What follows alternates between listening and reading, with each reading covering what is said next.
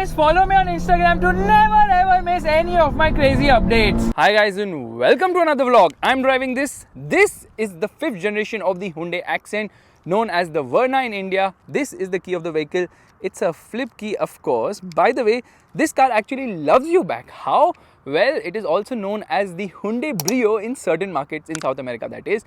Anyways, here it is known as the Accent. Actually, worldwide it's known as the Accent, but from the 3rd generation model onwards, Hyundai named the Accent as the Verna in India just so that they could sell the 2nd generation model as well simultaneously. By the way, the 2nd generation model onwards was sold in India, including the 2nd generation model from I think 1999 when Hyundai made its entry in India after the Santro, and all we'll talk about that when we start driving, of course. You can see the design is very similar to the car which is actually sold in India. Straight away, let's open the engine bay. And here is where the difference is, because this is actually a 1.6 litre petrol engine. In India we get a 1.5 litre petrol engine, so they're still selling the 1.6 litre engine abroad. There's insulation there, of course, and everything is the same. Now this is actually a lower model. I've actually rented this for rupees 4,000 a day, and you can get this, you can see the chromish grille, which is kind of nice. Everything is halogen here. You get fog lights as well. There's a chrome treatment there as well. Coming to the side of the car, you can see, because it's a lower variant, it has got smaller wheels and it has actually got steel wheels with wheel caps. The tire size is actually 185/65/15, but you know what, Hyundai UAE also sells higher variants of this car which have similar features to the Indian model but not the same, because the Indian model obviously has a lot more features. It says 1.6 here. They also have a 1.4 litre engine in this car. I don't know why they are giving the 1.6 in rental. Won't the 1.4 be cheaper and more affordable? Well, for overtaking performance, of course, Faisal can't fingers of truth. Very unhappy with this fake stuff happening here. You get rear parking sensors. There's no reverse parking camera. Where is the exhaust? Well, the exhaust is actually hidden right there. Anyways, to open the boot, it doesn't open from outside unless you have the key in your hand and you just press it, and there you see it opens all the way. So it opens because of force. There is no mechanism inside. Boot is okay, fine, decent size. Spare wheel is obviously not an alloy because the regular wheel is not an alloy. You get a first aid kit as well, and you get a high mounted stop lamp. Everything is the same as the Indian model, like the poor rear seat space, because in terms of comfort it falters. Space is not much at the rear, and then center passenger does not get a head. There is no center armrest, no adjustable headrest at the rear, so a lot of things not very impressive. But you get rear AC vents, and you also get a USB charging socket there. Magazine holder is here. There's no magazine holder on the other side. Yeah, you do that first and then you will talk about the car. My goodness, that car is like flying. Anyways, you have to use the key to unlock the car. Like I was telling you, this is a low variant. There's an antenna right there, and door pockets are actually big enough. Now what I'm going to do is I'm going to turn on the car, but you can see it gets a tire pressure monitor as well. This is for the traction control, of course. And straight away, let's actually put the key inside. No clutch lock there, the car turns on, making this beep beep beep sound. Let's shut the door. It's one touch. Yeah, it's only one touch down for the driver's side. Let's turn off the hazards. Let's turn off the indicator and headlights as well. And if you notice, as soon as I turn it off, this becomes brighter. So the thing is that the light controls and indicator controls are on the left side, unlike what we get in India, which is on the right side. Audio controls here on the steering wheel. Cruise control, of course. Audio system has this. Oh my god, what just happened? Yeah, I kind of panicked. So the thing is, screen is really chintu. Look at the size of the screen. It's like a calculator. So audio system is also not very impressive.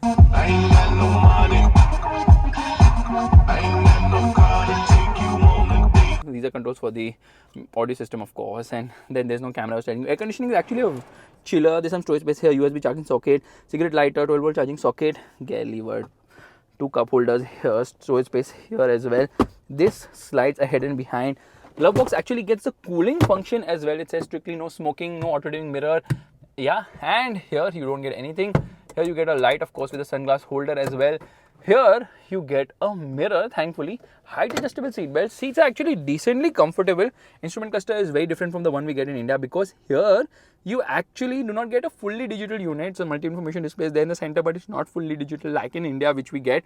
So that's kind of a bummer. And then if you want to browse through this, well, you have to search for the button somewhere here. Can you guess which is the button to browse through that? Well, it is this one. Okay, there you can see trip meters and speed on and whatnot. It's not much of information as such. So the Verna is kind of dated now. Obviously, it's been on sale since a long time. Let's actually use the wipers. Decent amount of spray on offer. Yeah, wipers also work decently well. Thing is that the new generation Verna is going to be launched like maybe in the next 3-4 months. So let's do one thing. Let's start driving because 1.6 is 1.6 at the end of the day. Alright, we're all set to go, which means turning on the car, turning off the air conditioning, turning off the traction control as well. We get into drive mode, we get into manual also. Left foot on the brake, right foot on the accelerator. Oh my god, why is the alarm ringing right now? Okay, stop the alarm. Revving the motor, rev still 2000 RPM, now Figo. Yeah, it's making that sound because I had kept the handbrake up. And usually it come to a halt again. So basically I was trying to launch with the handbrake to give it some wheel spin and I forgot only. Okay, off we go.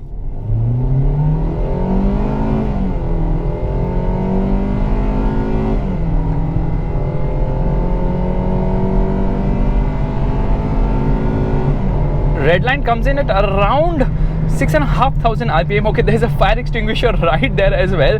Performance is actually quite nice. The performance feels better than the engine we get in India, the 1.5 litre engine, because obviously this has got 10 horsepower more and 7 Newton meters of more torque. So this 1.6 litre petrol engine is actually producing 123 horsepower and the torque output is okay. It will not give me a downshift. Now I have to get into auto mode, then it does.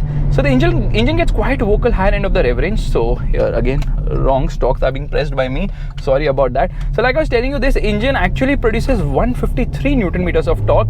The model in India actually produces 144 Newton meters of torque. So down by 7 Newton meters. And there you can see people are having fun. Yeah. A Lambo and a Mustang convertible, but hey, we are driving the Accent and we're still enjoying it. So that's the fun of driving. No matter what you're driving, you can still have a lot of fun. So 0 to 100 kilometers per hour takes 11.3 seconds, which is decently quick, I would say. And the top speed is 193 kilometers per hour, which is quite quick, I would say, okay, for a car of this type. And you know what, the performance is actually decent. The only thing is that it revs too much, makes a lot of sound in the higher end of the rev range. So low end performance is good, mid range is also decent, top end is a bit lacking in this car as such. And then now I'm on this road where I feel a little out of place because there I see a Ferrari that is actually the 458. What a beautiful looking car, and what is that Nissan doing next to it? Anyways, this gearbox is decently quick shifting. It's not very fast with shifts, but you know what, if I get into manual mode here, let's see. Okay, downshifting, we are into second. Yeah, it will not hold on to a shift. It crosses 100 kilometers per hour in third gear. The mileage I'm actually getting right now is 13 kilometers per liter, but here in Dubai, obviously, you know that the roads are such now that you can get good mileage because you actually end up doing above 100 kilometers per hour average speed because mostly it's highway and there's no traffic jam as well. So that's a good thing.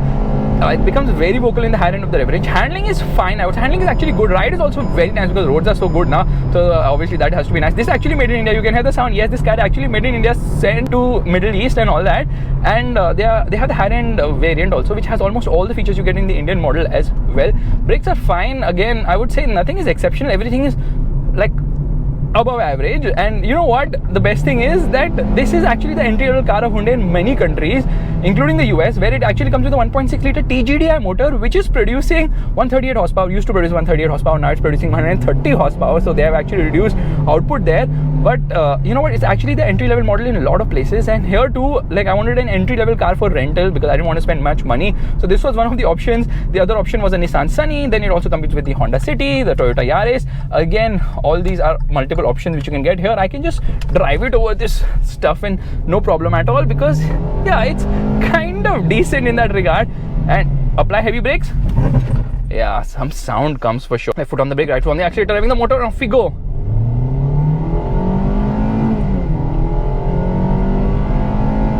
So basically the same engine was also offered in India, but then Hyundai decided let's merge the 1.4 and 1.6 litre engines. It doesn't make sense to actually make both of them comply with BS6 emission norms, double the work, double the effort, double the money spent in that. So they just merged both the engines. But globally they're still selling the 1.6 litre because the 1.6 is the 1.6 is the 1.6 better performance for sure. So the first generation of the Accent was actually launched in 1994. Second generation was launched around 98-99, which actually came into India, of course. And yeah, it was very popular. In fact, one of my neighbors had bought a golden one and I used to always look at it, and my brother used to tell me we have the S-Team. The S-Team is actually better, and the performance was better of the S-Team because that engine 1.5 litre SOHC was hopeless. Then they came up with the 1.6 litre DOHC engine, which was there in the Accent Tornado, which was fantastic. And around the corner there is considerable body roll. Like you can feel there is a lot of body roll. By the way, did I just say 153 Newton meters of torque earlier in the video? This one actually has 151 Newton meters of torque. So I gave it a bump of 2 Newton meters because of my lightweight. And then see around the corners, yeah, the tires don't have much grip either. So that's also a slight bit of a bummer in this car. But overall, this is a very comfortable, easy to live and low maintenance car. And then in terms of rental also, you see quality and all is good. Now what they do with the rentals now, it's done like 31,000 kilometers, and people want that overtaking performance as well. That's the reason they actually have opted for the 1.6 liter engine instead of the 1.4. The 1.4 will be more cost effective as well. Anyways guys, if you like this vlog, make sure to give the thumbs up, that's a like button, and also subscribe to the channel. I can feel that a little bit judder and uneasiness under heavy braking. By the way, the 1.4 liter engine actually produces 100 horsepower, so this one is obviously more powerful by 23 horsepower, and then 115 horsepower in that Indian model. So it's like a middle ground of 1.4 and 1.6, satisfying most people. And that comes with the CVT gearbox, and obviously we get manual as well. Here we only get automatics, and I think there's a diesel also here. I'm not too sure. I don't think anyone buys a diesel because diesel doesn't make sense. If you like this vlog, make sure to give the thumbs up, that's the like button, and also subscribe to the channel. I will see you guys in the next video real soon. Why do I talk as if I've by-hearted everything? At least the last part is by-hearted because I say it in every video. Bye-bye.